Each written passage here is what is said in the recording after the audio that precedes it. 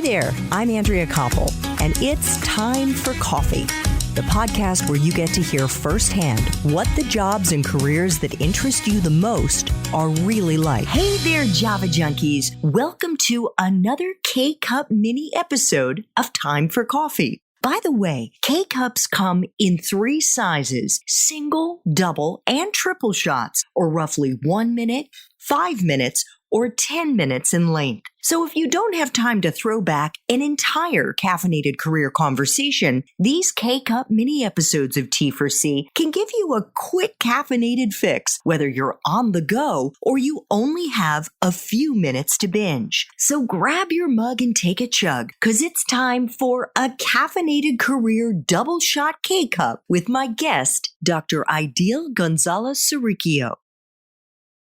So you mentioned the Bridges Academy, where you also had extensive experience working with gifted students with autism, ADHD, ADD, and other learning differences. You said in our Espresso Shots episode that you yourself were diagnosed, I don't know how old you were, with dyslexia, which for those who may not know, means you have difficulty reading. The way your brain sees the letters and the words comes out a different way. So you had to teach yourself how to get around that. For those young people, Aidyl, who may be considering getting into teaching and maybe getting into teaching in this world, in this kind of special education world, what would you tell them? How was it different at Bridges from the kind of teaching that you did at the Buckley School?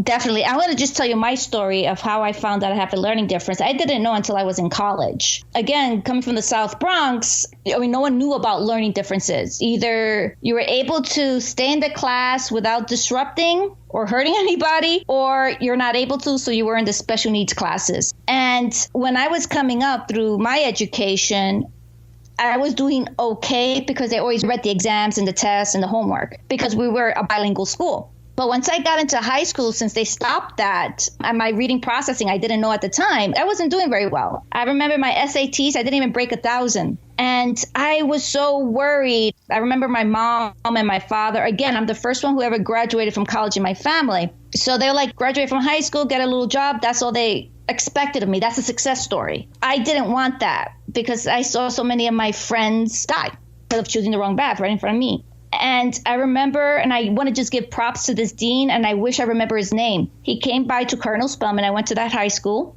and we were talking about science. We were talking about Rensselaer Polytechnic Institute and how I was really interested in that school. But again, I don't think my parents will let me go to college. And he said, "You know so much. How are your grades?" I'm like, "They're okay. I didn't break 1,000 in my SATs." And his words made me cry. I remember him saying, "I want to take a chance on you. You're going to go into RPI. You're going to go to RPI." And I was like floored. I did my interviews. I convinced my parents, can we afford to go to college? We took out a lot of loans. I was working like crazy. And I got into RPI. I was so happy. This is an engineering college in Troy, New York. And that first semester, I failed everything. And I'm like studying 24/7, never slept. I was taking Vibrant. Remember that? Vibrant and Jolt. Yeah.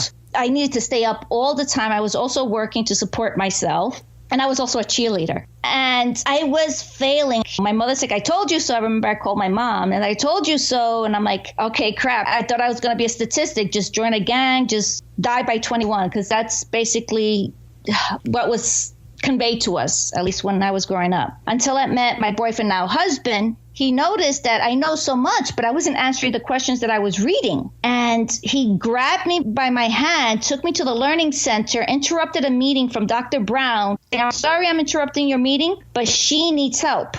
I'm all crying. I was just in tears. My boyfriend, now husband, was a learning assistant at RPI. And after several hours of testing, they found out that my dyslexia, I could read the words, but I don't understand what I'm reading. Fun fact, every time I went to a Catholic school, every time I read the Bible, I memorized everything. So when they said, "Oh, what was on page 24, I could recite everything because I memorized it to understand. So from that moment, I remember from a GPA of 1.8, I was acing everything. And all I needed was extended time, and I had all my books on tape. So that was a pinnacle moment for me because I'm like, I wasn't broken. I'm not going to be a typical statistic, pregnant by 16 in the Bronx and then die by 21. I'm able to do this. And I have to thank my husband, Dr. Brown, and just RPI Invest and the dean, especially taking a chance on me. My own personal accomplishment, like academically, is not my PhD. Is graduating from RPI with cum laude honors and getting into Caltech because I'm not afraid to work hard. That's never a thing for me. I know it's going to be forever. I just deal. I work harder than another person, but I'm so proud of that because I thought I was never going to get out of the South Bronx because it was not a pretty sight growing up there. So when I convey that story to my Bridges students and saying, hey, you could be anything. Yes, you may not be doing well, but you're still learning the skills and how to learn for yourself because you're not going to have somebody running a marathon if they have one leg. You're not going to take a driving test without your glasses. So you still need your tools in order to be successful and just doing your academic work. And we connected that way. And while teaching at Bridges, I learned how to differentiate my lessons. Everyone learns differently. So while one is a tactile learner to understand certain facts, another was auditory, while another one was visual, while another one needed to live that moment or communicate using song or movement versus written word. So I love that because if we're not patient enough as educators to work with our students and work with our classroom and see where their strengths and weaknesses are in order for us to communicate and for them to communicate with us, we're going to lose a lot of fantastic individuals who may be the next Stephen Hawking or the next Mae Jemison or Katherine Johnson. I mean, you have to be able to be there with them, mentor them, and guide them.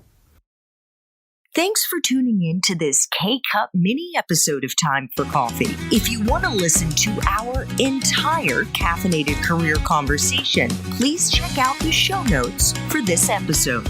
Thanks so much for listening to Time for Coffee, where the professionals in the jobs that most interest you always have time to grab coffee 24/7, no matter where you live. I have one quick favor to ask you. Remember to rate, review, and subscribe to Time for Coffee. Thanks so much.